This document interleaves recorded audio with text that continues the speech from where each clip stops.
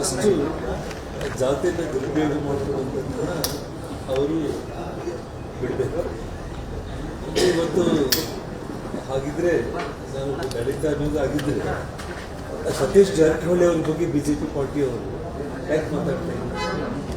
ಸತೀಶ್ ಜಾರಕಿಹೊಳಿ ಅವರು ಕೂಡ ವಾಲ್ಮೀಕಿ ಜನಾಂಗಕ್ಕೆ ಸಂಬಂಧಪಟ್ಟ ವ್ಯಕ್ತಿ. ರಘುಮೂರ್ತಿ ಮಂತ್ರಿ ಆಗಿದ್ದಾರೆ ಚಳಿಕೆರೆ ಅವರು, ಅವರನ್ನು ಟಾರ್ಗೆಟ್ ಮಾಡ್ತಾ ಇದ್ರು. ಅವರು ಕೂಡ ದಲಿತ ಮಂತ್ರಿ.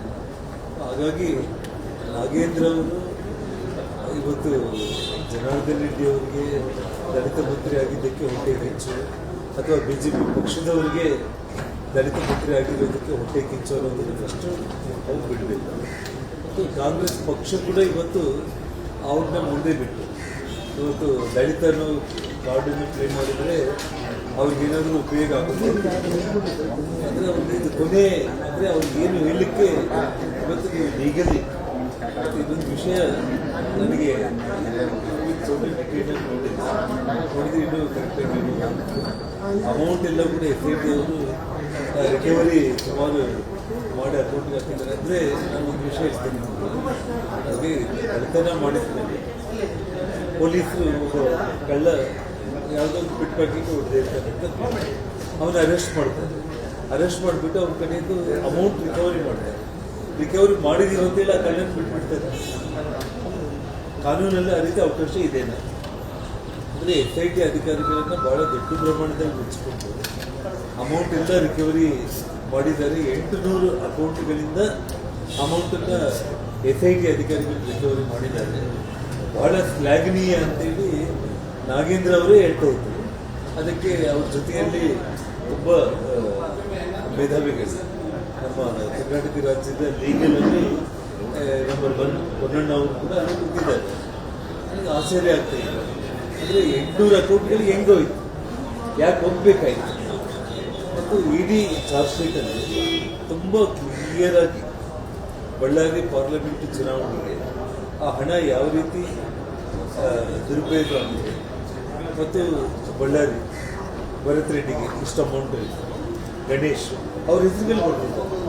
ಅವ್ರ ಹೆಸರಲ್ಲಿ ಅವ್ರಿಗೆ ಎಷ್ಟೆಷ್ಟು ಅಮೌಂಟ್ ಕೊಟ್ಟಿದ್ದೀವಿ ಅಂತೇಳಿ ಇಡೀ ಚಾರ್ಜ್ ಶೀಟಲ್ಲಿ ಇಡೀ ಪಾರ್ಲಿಮೆಂಟ್ ವ್ಯಾಪ್ತಿಗೆ ಬರೋ 10 ವಿಧಾನಸಭಾ ಕ್ಷೇತ್ರಗಳ ಶಾಸಕರುಗಳಿಗೆ MP ಎಲೆಕ್ಷನ್ ಸಂಬಂಧ ಎಷ್ಟೆಷ್ಟು ಹಣ ಕೊಟ್ಟಿದ್ದಾರೆ ಅನ್ನೋದು ಡೀಟೇಲ್ಸ್ ಇದೆ.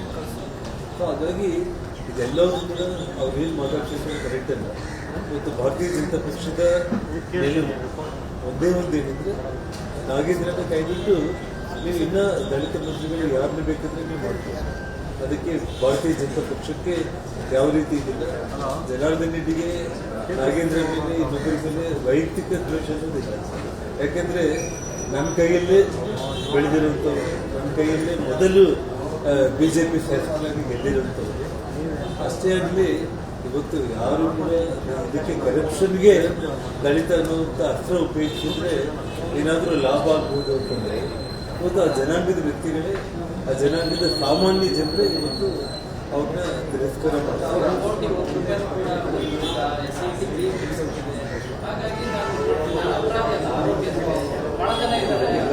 ನಾವು ಅಪರಾಧಿಗಳಾಗಿರ್ಬೋದು ಎಲ್ಲರಿಗೂ ವಿಷಯ ಅಲ್ಲ. ನಾನು ಹೇಳ್ತಾ ಇರೋದು ಇವಾಗ ಕೇಸು ಡೀಟೇಲ್ಸ್ ಇವಾಗ ಸನ್ಮಾನ್ಯ ಮುಖ್ಯಮಂತ್ರಿಗಳು DK ಶಿವಕುಮಾರ್ ಹೇಳ್ತಾ ಇದ್ದಾರೆ ನನ್ನ ಮೇಲೆ ಕೇಸಿಲ್ಲ, ಕುಮಾರಸ್ವಾಮಿ ಅವ್ರ ಮೇಲೆ ಕೇಸಿಲ್ಲ, BJP ಅವ್ರ ಮೇಲೆ ಎಷ್ಟು ಮೇಲೆ ಕೇಸಿಲ್ಲ, ನನ್ನ ಮೇಲೇನೂ ಕೇಸ್ಗಳಿದೆ. ಅದು ವಿಷಯ ಬೇರೆ. ಈ ಕೇಸ್ ನೇರವಾಗಿ ಸರ್ಕಾರದ ಖಜಾನೆಗೆ ಕೈ ಹಾಕಿ ಹಣ ತಗೊಂಡಿರುವಂಥದ್ದು ಮತ್ತು ಯಾವುದು ಸರ್ಕಾರಕ್ಕೆ ಸಂಬಂಧ ಇಲ್ಲದೇ ಇರುವಂಥ 100,000-800,000 ಅಕೌಂಟ್ಗಳಿಗೆ ಹಣ ಹೋಗಿರುತ್ತೆ. ಯಾಕೆ ಆ ಹಣ ಹೋಗಬೇಕಾಗಿರೋದು ಯಾರಿಗೆ? ಒಬ್ಬ ವಾಲ್ಮೀಕಿ ಯುವಕರಿಗೆ ಕಾರ್ ತಗೊಳ್ಕೊಂಡು ಲೋನ್ ಕೊಡಬೇಕು, ಅವನಿಗೇನಾದರೂ ಎಜುಕೇಷನ್ಗೆ ಸ್ಕಾಲರ್ಶಿಪ್ ಕೊಡಬೇಕು, ಭೂಮಿ ಇದ್ದಿರುವಂಥ ವಾಲ್ಮೀಕಿ ಜನಾಂಗದ ಬಡ ರೈತರಿಗೆ 2 ಎಕರೆ ಜಮೀನು ತಗೊಳ್ಳೋದಕ್ಕೆ ಹಣ ಕೊಡಬೇಕು, ಒಂದು ಟ್ಯಾಕ್ಸ್ ಮಾಡ್ಕೊತಾರೆ ಅದಕ್ಕೆ ಹಣ ಕೊಡಬೇಕು. ಅವ್ರಿಗೆ ಹೋಗಿದ್ರೆ ನಾವು ಸಂತೋಷ ಪಡ್ತಾ ಇದ್ದೀವಿ. ಆದರೆ ಇವತ್ತು ಹಣ ಹೋಗಿರೋದು ಯಾರ ಕೋಟಿಗಳಿಗೆ? ಯಾವ ಗೋವಾಗೆ ಹೋಗಿದೆ, ಆಂಧ್ರಾಗೆ ಹೋಗಿದೆ, ಬಳ್ಳಾರಿಗೆ ಬಂದಿದೆ, ಗೋವಾಗೆ ಹೋಗಿದೆ. ಸೊ ಇದು ನಾನು ಮೊದಲಿಂದ ಹೇಳ್ತಾ ಇರೋದು ನಾಗೇಂದ್ರ ಹೆಸರಿಗೆ ಮಾತ್ರ. ನಾಗೇಂದ್ರ ಮುಖವಾಡ ಇಟ್ಟು ಎಂಟೈರ್ ಹಣವನ್ನು ಕಾಂಗ್ರೆಸ್ ಪಕ್ಷ ನೇರವಾಗಿ ತಗೊಂಡಿರೋದು. ಹೈಕಮಾಂಡ್ ಇವತ್ತು ಇದರಲ್ಲಿ ಎರಡನೇ ಮಾತೇ ಇಲ್ಲ. ಎಲೆಕ್ಷನ್ ಬರ್ತಿರೋದು ಸಾಕ್ಷಿ ಸಮೇತ ಸಿಕ್ಕಿದೆಯಲ್ಲ. ನಾಗೇಂದ್ರ ಮುಖಕ್ಕೆ ಬೆಣ್ಣೆ ಹಚ್ಚಿ ಮುಖದ ಮೇಲೆ ಅವರೇನು ಬೆಣ್ಣೆ ತಿಂದಿಲ್ಲ, ಹಚ್ಚಿ ಟೋಟಲ್ ತಿಂದಿರೋದು ಕಾಂಗ್ರೆಸ್ ಪಕ್ಷ.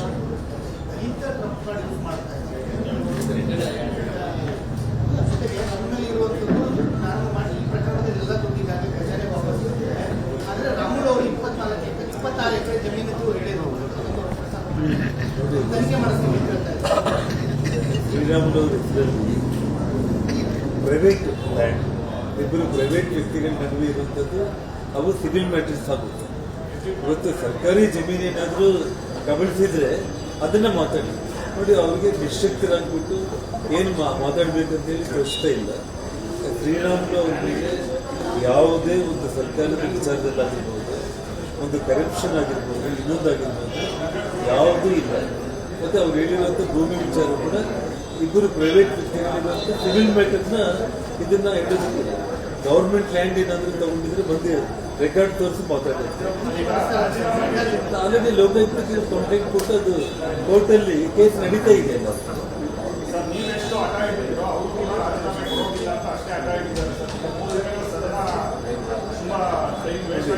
ಒಂದು ವಿಷಯ, ಕಾಂಗ್ರೆಸ್ ಪಕ್ಷ ಈ ವಿಷಯದಲ್ಲಿ ಸಾರ್ವಜನಿಕವಾಗಿ ಜನರು ಒಂದು ತೀರ್ಮಾನಕ್ಕೆ ಅವರಿಗೆ ಎಷ್ಟು ದೊಡ್ಡ ಹೊಡೆತ ಬೀಳುತ್ತೆ ಈ ವಿಷಯದಲ್ಲಿ ಅದು ಮುಖ್ಯಮಂತ್ರಿಗಳು ಅವ್ರ ವಿವೇಚನೆ ಬಿಟ್ಟಿದ್ದಾರೆ.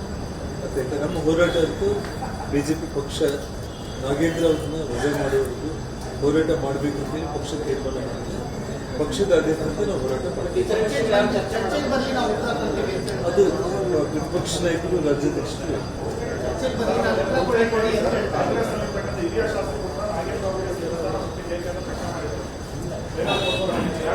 ಮತ್ತೆ ನಾವು ಹೇಳ್ತಾ ಇರೋದು, ನಾವು ಕಂಪ್ಲೀಟ್ ಅದೇ ಸಮುದಾಯದಲ್ಲಿ ಸಾಕಷ್ಟು ಮಂದಿ ಇದ್ದಾರೆ.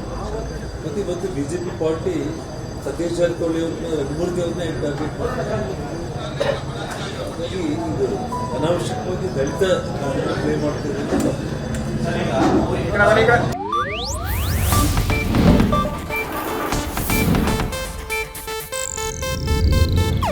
ಇದು ಏಷ್ಯಾನೆಟ್ ನ್ಯೂಸ್ ನೆಟ್ವರ್ಕ್ ಪ್ರಸ್ತುತಿ.